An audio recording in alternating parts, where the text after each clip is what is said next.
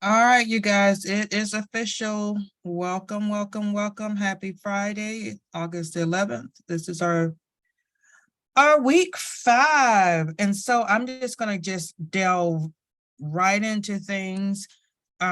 We do have our exam 2 next week, same setup as before.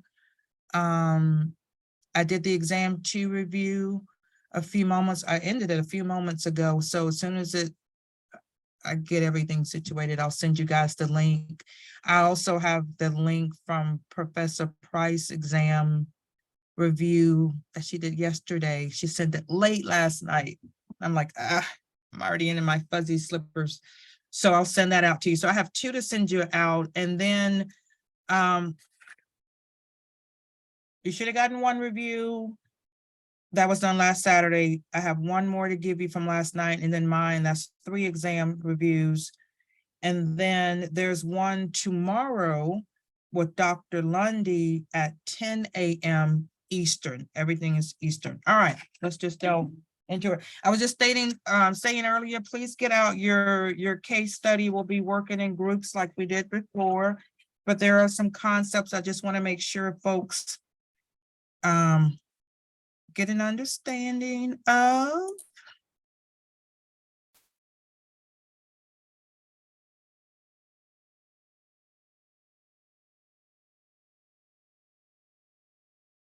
All righty, you guys. So for chapter 5, your environmental, talking about your epi triangle, your epidemiological applications, and the occupational health nurse. So I'm just going to delve into it. When we are the environment, a lot of us, you're thinking, okay, so why is that important to community health? How is that important to our lives? But you have to realize that anything else outside anything outside, so you think air quality, you think water quality, you think those things, but then how does that impact you and your community as far as their health is concerned? So let's take the first question. We're all gonna know it's early. I remember I got up at 4 o'clock in the morning my time. So Ashley, are you with us?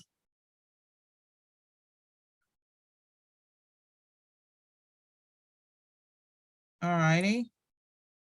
All right, well, Mr. Mercer, you take this first one. When you're thinking about the environment, how do you think that influences health and disease when you think about environmental health? All right. Well, it affects it greatly. There's all kinds of different kinds of exposures. Yes, yes, Um, yes.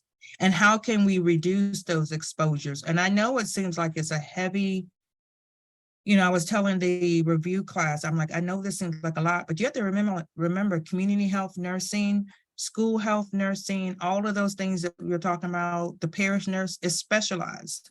And so while you may seem like, I can't do all of this, you're not doing it all by yourself.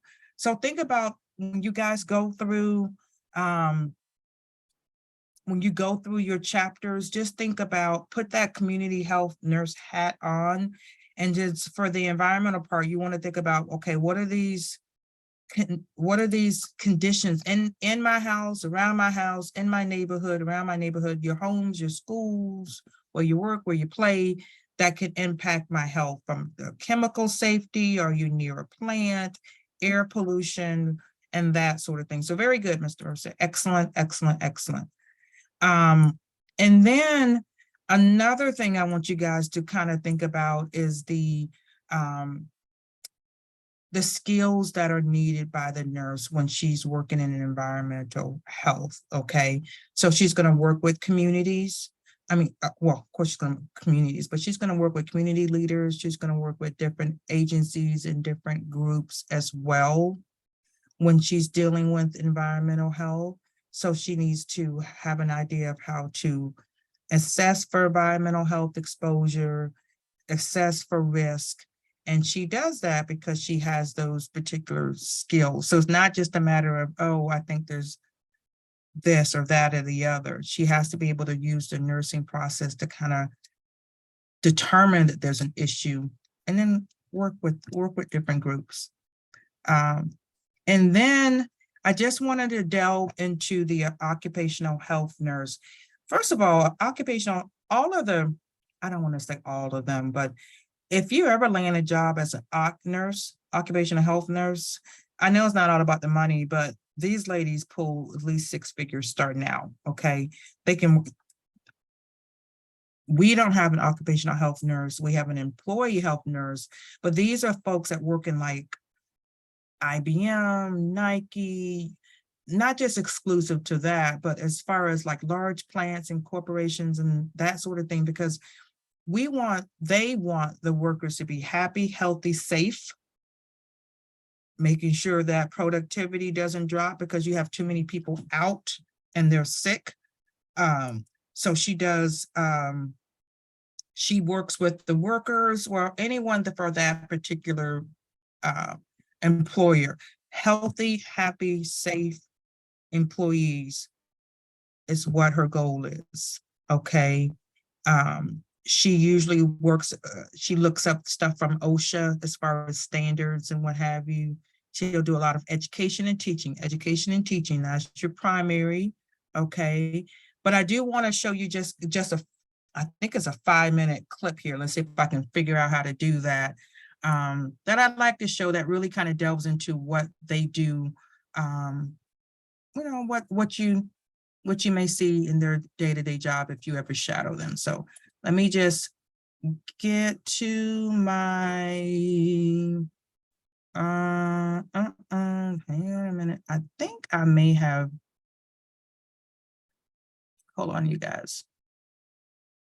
I think that's my screen. Let me see, I may have not put this video in time. Hang on, let me see. Give me just a second. Oh, Lord Jesus. Thank you. Yeah. So then let me just make sure well, you guys were all up there and a part of it. So yeah, your epidemiology, I know I don't want you to get like your eyes all crossed from me going back and forth, but they study the epidemiology of the folks that look into the who, what, where, when, how, and study of the disease. And so when you have these outbreaks that we're going to go into with our case study, keep that in mind when you're going through it with your groups. Okay, when you're looking at studying different things that's causing diseases to occur.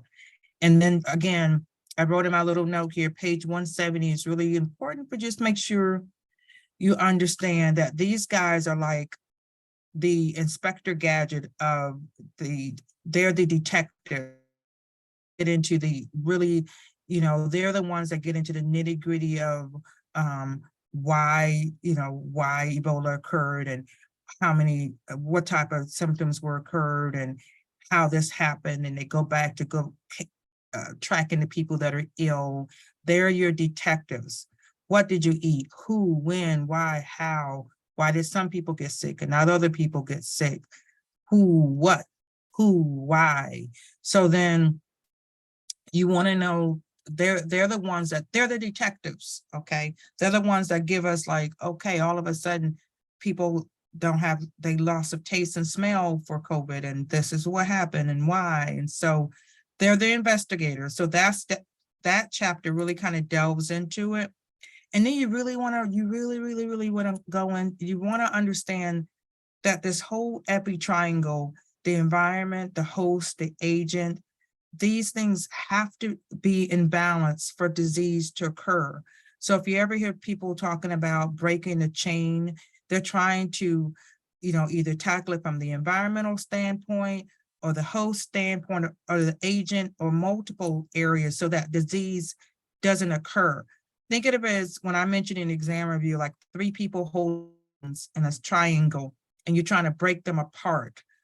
That's what I don't know if that helps or not help. So then if you live in a crowded environment, for example, and then that person has a low chronic condition. That's why they were trying to get people with chronic conditions, boosters and this, that, and the other. And then you know, the agent is probably the easiest thing to remember, your virus, your bacteria. So if you can somehow make sure folks, you know, you don't get exposed to that agent, that host immune system is strong and intact. The environment is, you know, doesn't occur as far as, you know, there's no crowding. And I know this sounds like a lot of this, that, and the other.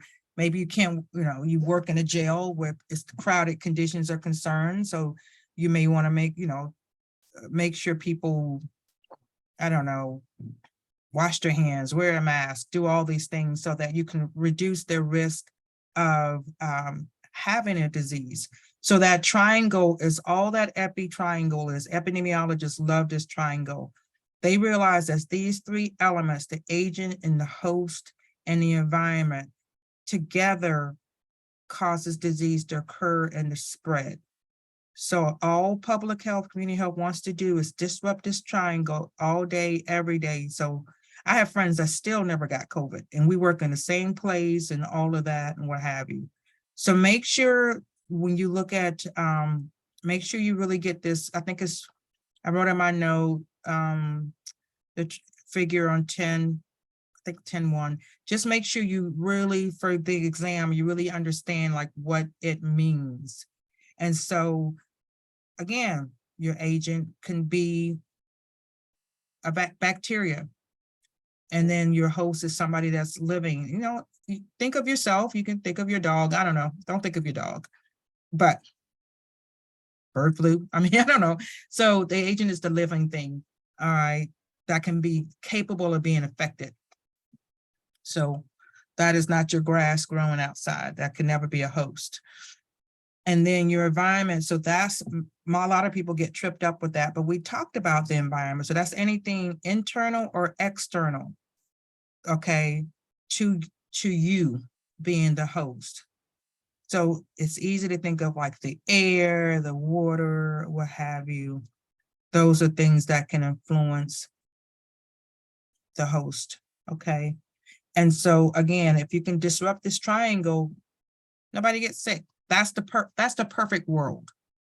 But that's all that the epidemiologists or people are trying to do is that's why they're like, you must do this and you must quarantine, you must do that, because they're trying to disrupt this, the environment part of it, that they're trying to make sure that the hosts that have diabetes and lupus, that have their immune system is low, that they get, you know, that their triangle gets disrupted so they don't get the disease. And that's what I don't know, I think that was what they were trying to do. So then when you're working as an epidemiologist or dealing with epi, because again, community health nursing, all of these guys, the school nurse, the parish nurse, all these folks, they're specialized community health nurses because they're in charge of a community of students, of workers, of a church. They have to be able to use their ability to analyze stuff, collect stuff. You know, they have to know how to do these reports because certain conditions are reportable.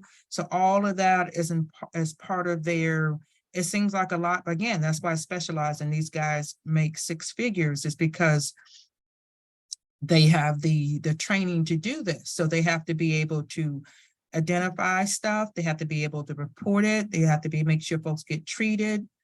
They're follow-up on, let's say somebody has TB, you know, they're working in the community as well. So they got to work with the health department.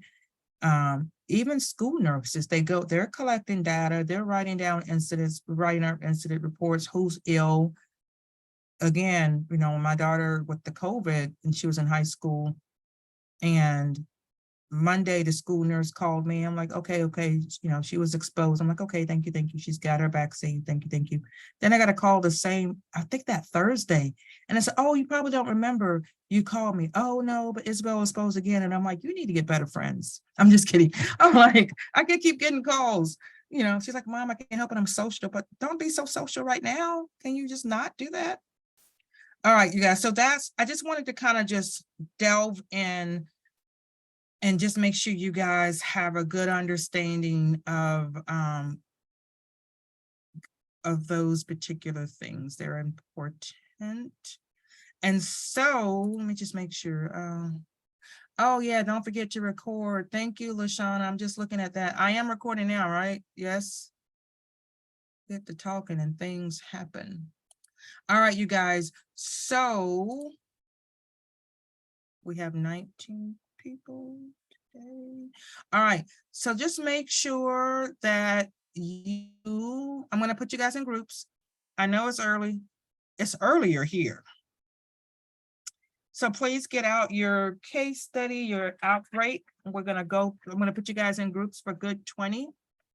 And then we'll go in and we'll talk about it. This is one of my, I don't know. This is one of my favorite case studies. I love it because it actually really does go into the epidemiology of things. And by the time we're done, I hope you get it or understand it or all the above. All right, so I'm putting you in random groups. Everybody be nice. Everybody talk to everybody. All of that stuff. I'm just clicking buttons. Clicking button. I don't know who. The button's just gonna land on somebody's name. Just by randomness. Because that's how I roll. Do I need another room? All right. And away we go. I'll give you a good 20 minutes. Play nice.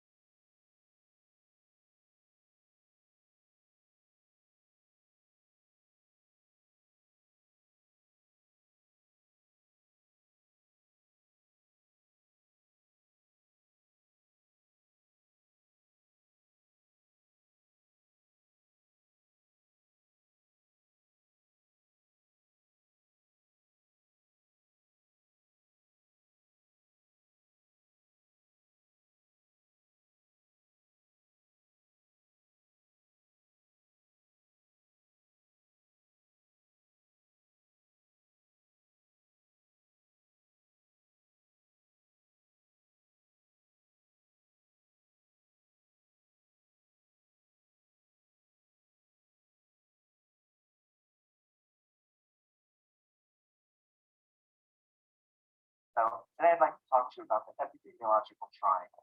The epidemiological triangle is a tool that epidemiologists use to help find solutions to public health problems.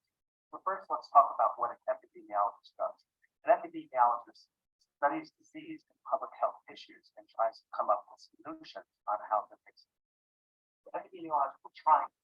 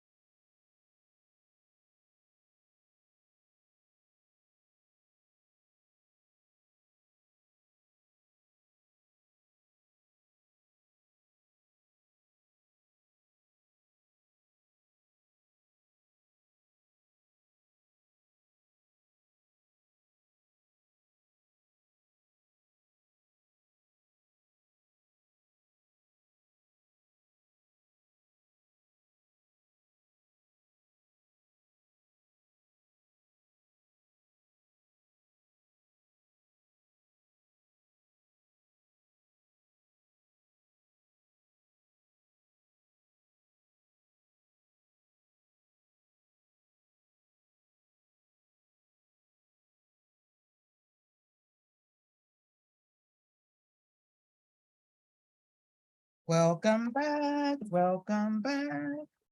Hello, hello, hello, welcome back. Get all these beautiful faces back on my screen.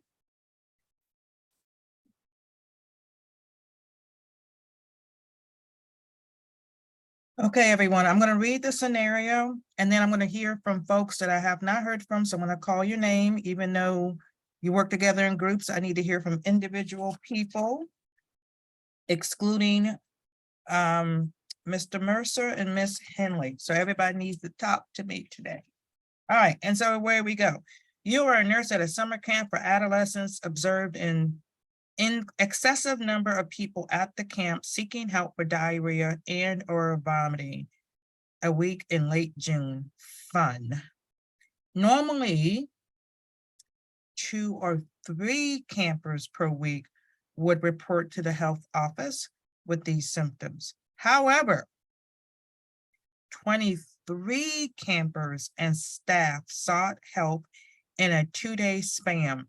The nurse reported the increased incidents to the camp manager and the local health department, and the camp was closed. Good for her. Starting with Miss, I'm going down the list with Geeta. What education should the nurse provide to campers and staff as they go home? Give me one thing, because I'm on a round robin. What one thing? Quarantine, self-quarantine. To quarantine Self-quarantine, stay hydrated. and okay, excellent. Miss Arnold Smith, what would you tell them? What kind of education can you think about? Give me one thing. Oh, hang on one second. Can I let Shaka back in? Shaka should be back in. The breakout rooms are closed. Hang on one second. She got booted out during the breakout rooms and she's been trying to get back in, but she's not back in. I don't know what to tell her. The rooms are closed, so she needs to rejoin. Okay. Excuse me. Let's try this again. All right, everybody back? Okay. Ms. Arnold Smith, give me another education you would provide to the campers and staff as they go home. Just one thing. Hand washing? Yes.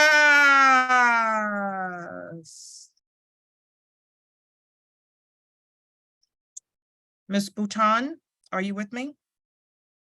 Yes, I'm with you. Can you think of something else that hasn't been talked about?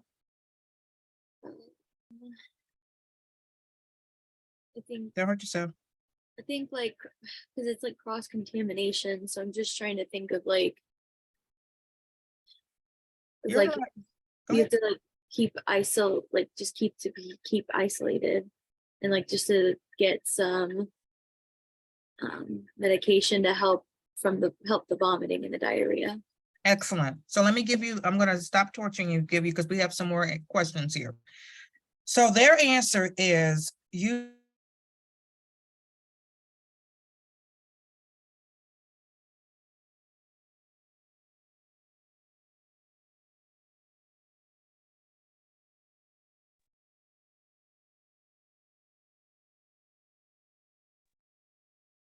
Maybe we can all get out of answering questions. Okay.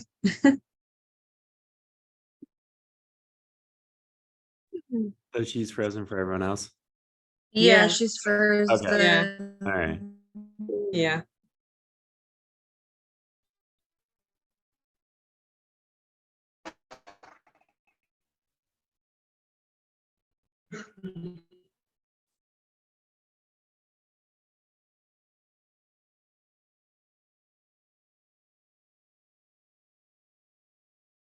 Oh, Kimmy, you're the teacher now. Take over. Well, we can all just leave, go home. Well, we are home, but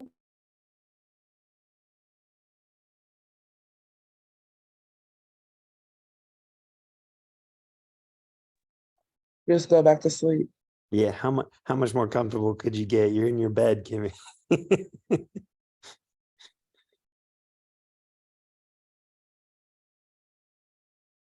Bro, I'm literally at someone's wedding right now.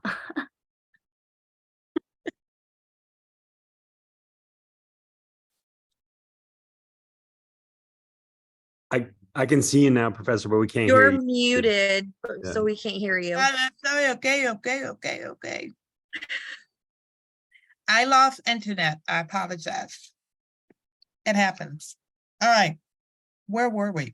All right. Do not swim. You have diarrhea. Do not swallow pool, lake water. Wash your hands thoroughly with soap and water before swimming. So when you become a nurse, and some of you are already nurses, you're LPN, when you do this discharge education and stuff, you might think people know that. Yeah, you just got to keep doing it forever. How many times have I come out of the airport bathroom and folks will just walk right past me or whomever, not just me, and like, you're not gonna wash your hands. I see you. So just imagine what folks do when you don't see them. Okay, moving on. So I will read things and I need answers from, so I want to hear from, I'm just going down my list. Haley Clift, are you with us today? Yes, ma'am. Okay. Is this infectious disease a communicable disease? I just want to hear a yes or no. Yes. You're gonna get an easy one. Yes. Okay. Mika, just from process of elimination, you want to tell me why it's a communicable disease? Because it has all three. It has an agent, host, and environment. Yes. Yeah, Yeah. that's it. That's good. Don't hurt yourself.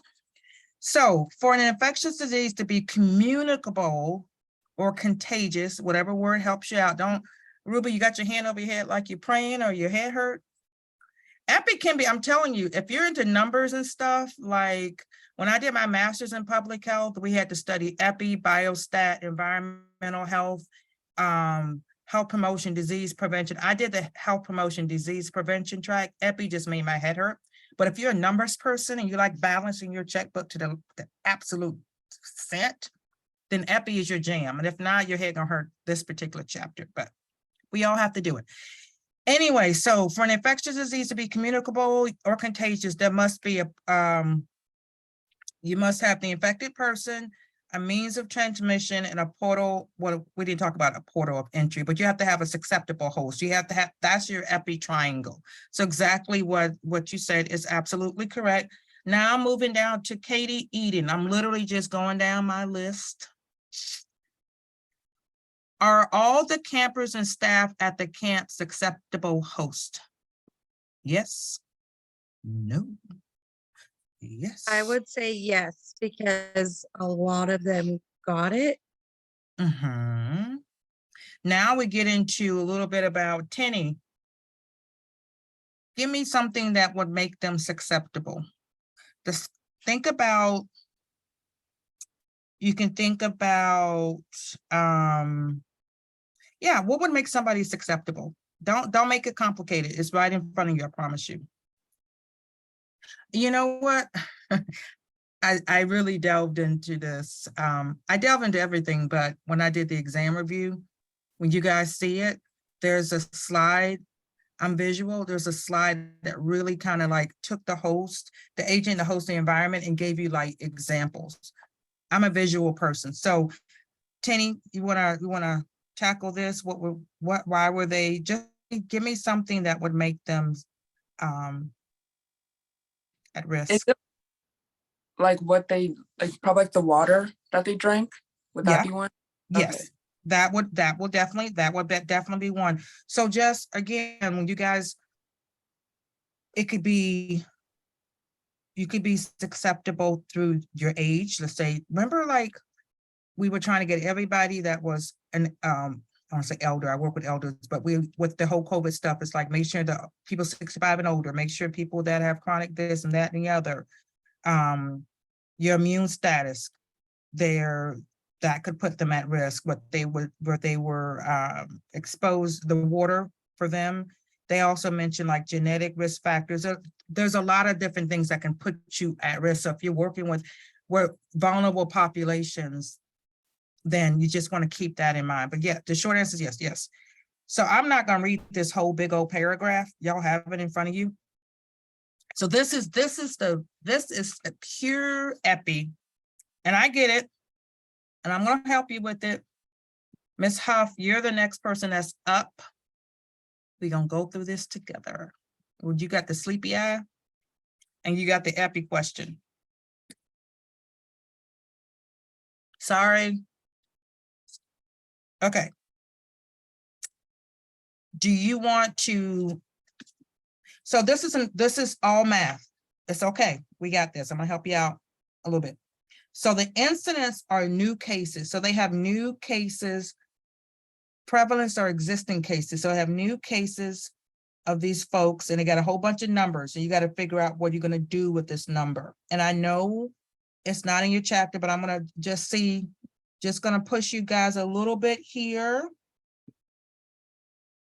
So what if you were trying to find out, remember these, oh gosh, y'all got to see my exam review, because there's certain things you want to make sure you understand, like what's the attack rate and different things. So I kind of delved into that. But if you're trying to find out existing cases, the numerator and denominator sound like Medea. What number would you put on top and what number would you put on bottom? Look at all these numbers. If anybody's like inclined to epi and want to help her out, you can. I'm not going to stay on this question too long. I'm just curious as to see who wants to mess with it.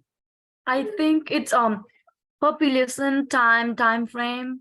Give me numbers. Tell me what, I just literally just want to know what number would you put on the top and what number you're going to put on the bottom to get your incident right. I'm Like looking. the higher number on the top and the No. I did new Micah, cases divided I by need to know what number is going to go on top.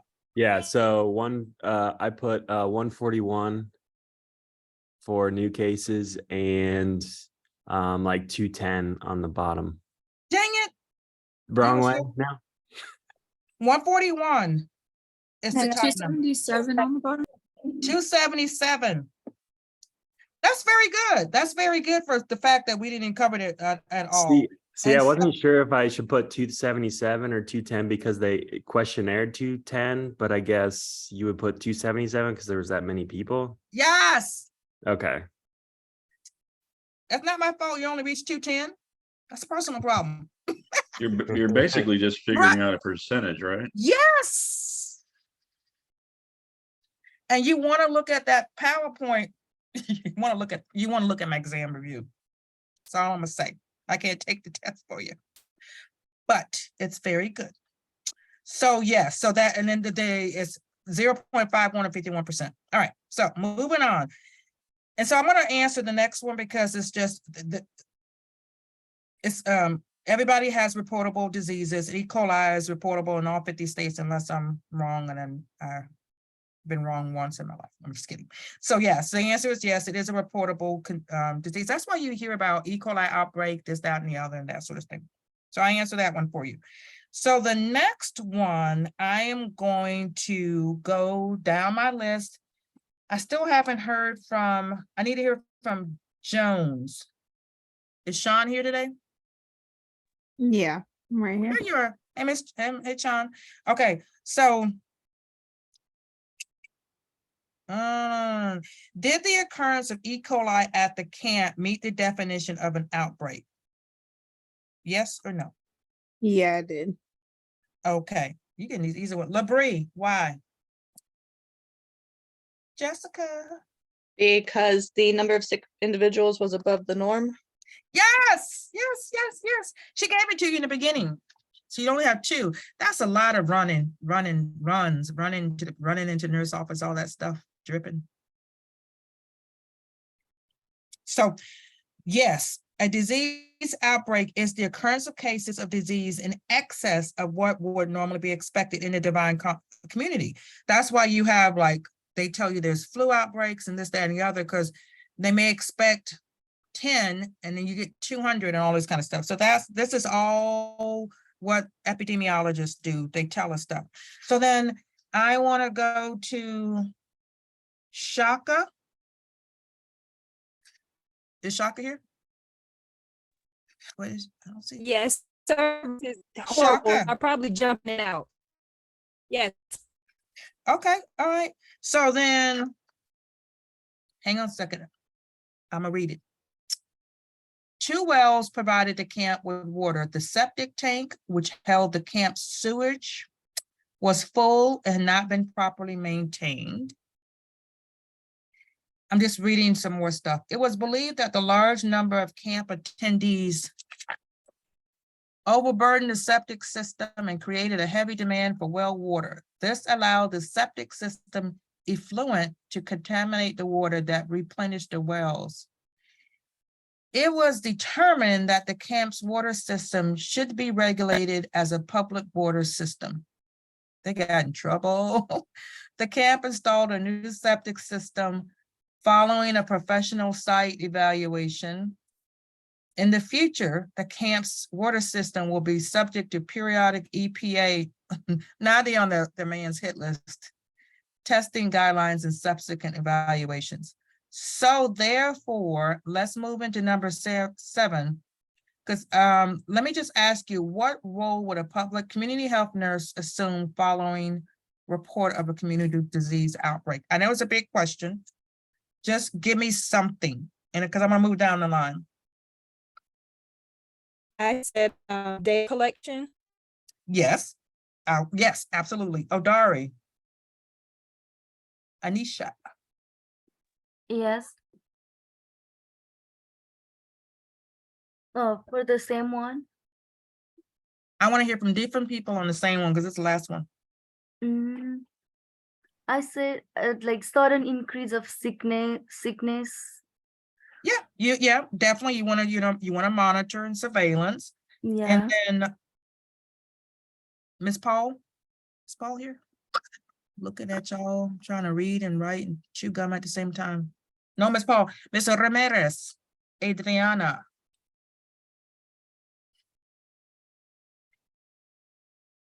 Talk to me. Where you at? Are you on Sorry, this? I was muted. Yes, you were. I would say just providing patient education on it. Yeah, you can always provide, definitely information is invaluable. Miss Sace, Ruby. I say providing treatments or vaccinations. Okay, yeah, I'll take that. And then Miss Smith, no, Miss Smith, okay. Durga. What did you put? Is Durga here? I'm looking for you. She's here. She might have just stepped away. All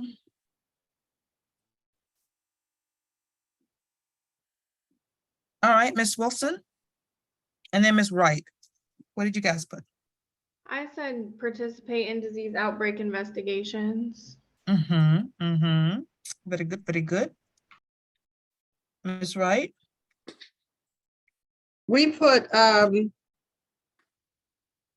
like towards like in the end of the line, like teaching preventative measures, to prevent this from happening again.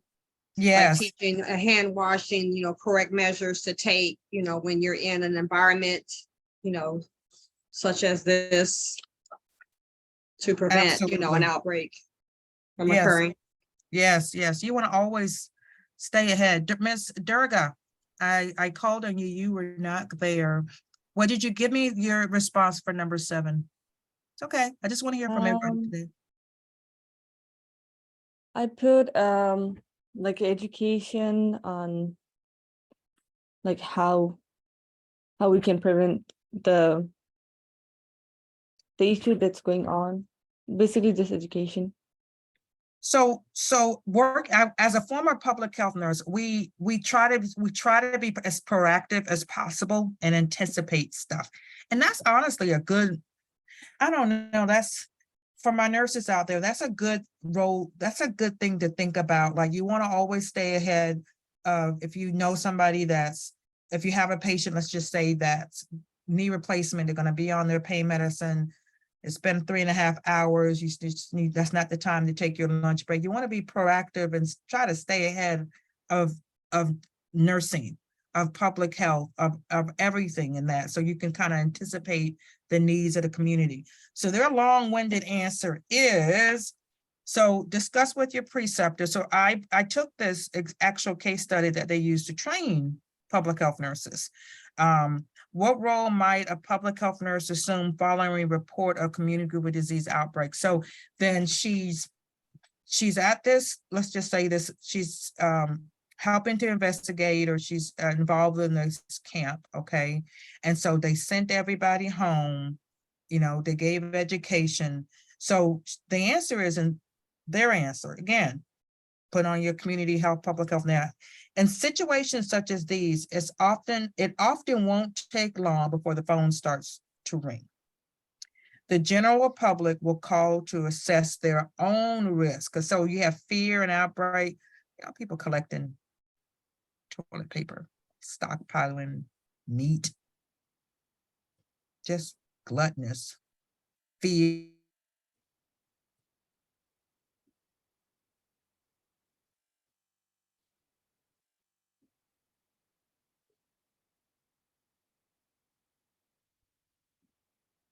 Oh no. Oh, my.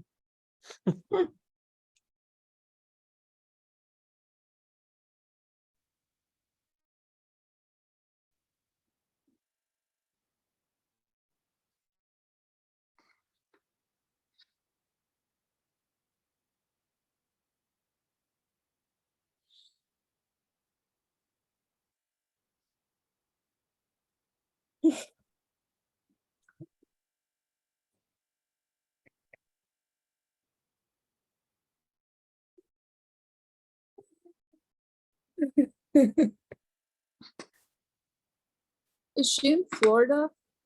Do you guys know? Arizona. Arizona. Yeah. Yeah. Because she actually lives in the same place I used to live in. Oh, okay. Yeah. Wonder if there's bad weather or something. And Greg, where did you say you lived? Sierra Vista. Sierra Down on Vista. Yeah. Okay. Yep. Down on the border. Mm-hmm. So where is she? Tucson. Tucson? Yeah. So what res is she with then? What was that? The Papago or something like that? I mean, I can't remember. Yeah, that sounds. It's something along those lines. Yeah. Yeah. I know it. I've been down somewhere down that way, so I know what she's talking about. Because man, there's Yeah. some rural areas out there. Yeah, there's nothing. There's nothing. I think it was that res that was west of Nogales, wasn't it? Yeah. Yep. Yeah. Trying to think of what that's called, but I know what you're talking about. Yep. I'll have to ask her. Can't remember.